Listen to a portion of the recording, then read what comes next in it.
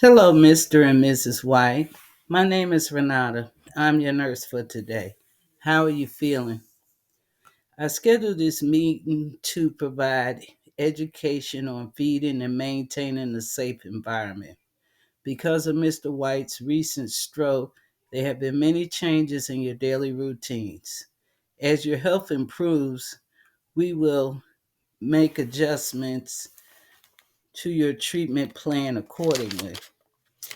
Mrs. White, will you be the primary caretaker once your husband is discharged? That's great.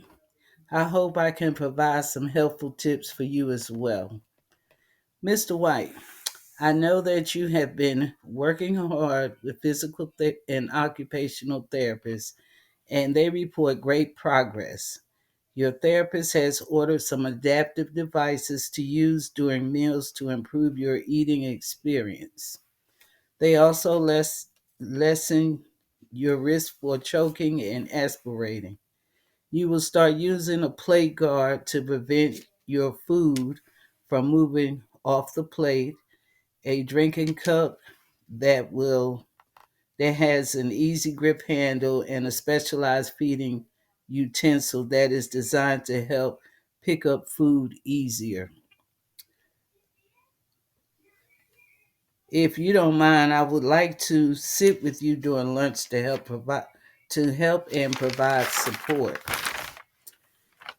Your affected arm is very heavy and applies weight on your shoulders.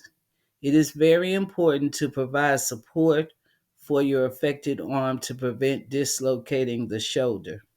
You can use a pillow or a sling. The affected arm should always be supported whether in bed or in your wheelchair. The therapist states that you are transferring with a sliding device to your wheelchair and bed. That's great. Do you have any questions or concerns about the sliding board? Mr. White states that he is not fully comfortable with sliding board because he is fearful of falling. At that time, I offered to assist him in the wheelchair so he can start his morning.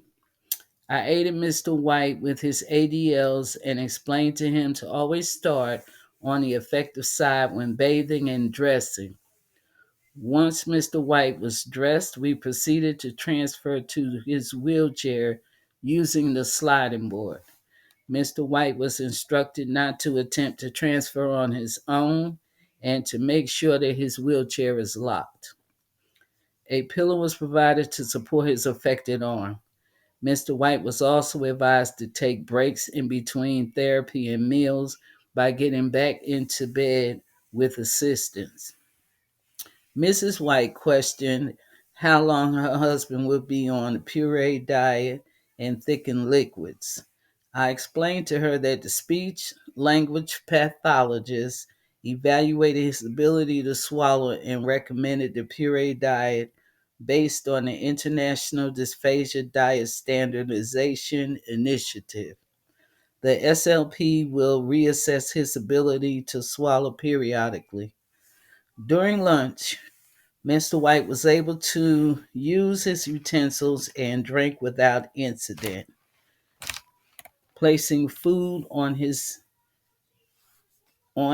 unaffected side in his mouth. This nurse oriented him on what was on his plate counterclockwise and instructed him to hold his chin down to his chest when swallowing to facilitate easier movement. After lunch, Mr. White was encouraged to do deep breathing exercises, at which time he did. Mr. White was safely put to bed, and his essentials were placed on his unaffected side. Mr. Mrs. White was present and observed transfers, ADLs, assistance, deep breathing, education, and proper use of utensils. Mrs. White has no further questions and was provided with further education materials regarding caring for stroke victims and support groups.